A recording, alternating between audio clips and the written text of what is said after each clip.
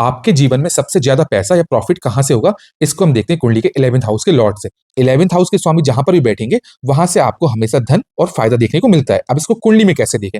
मान लीजिए आपके 11th हाउस में एक अंक लिखा है, तो राशि हो गई मेष और स्वामी हो गए मंगल, और मंगल कुंडली के 4th हाउस में बैठ गए, तो ऐसे व्यक्ति को प्रॉपर्टी से रिलेटेड या पैतृक संपत्ति से हमेशा फायदा है। वहीं पर 11th हाउस में 2 अंक लिखा है, तो राशि हो गई वृष और स्वामी हो गए शुक्र, और शुक्र कुंडली के 8th हाउस में आकर बैठ गए हैं, तो ऐसे व्यक्ति को अपने ससुराल से बहुत फायदा मिलता है। साथ ही देखा गया है कि ऐसे व्यक्ति की कुंडली में गड़े धन का भी योग देखने को मिलता है। यदि कुंडली के 11th हाउस में 3 अंक लिखा है, तो राशि हो गई मिथुन और स्वामी हो गए बुध, और बुध कुंडली के 12th हाउस में बैठ गए, तो ऐसे व्यक्ति को विदेश से ही फायदा होता है। मतलब कोई भी काम जो फॉरेन से रिलेटेड हो उसको हमेशा उसमें बेनिफिट मिलेगा, हमेशा उसमें इनकम देखने को मिलेगी।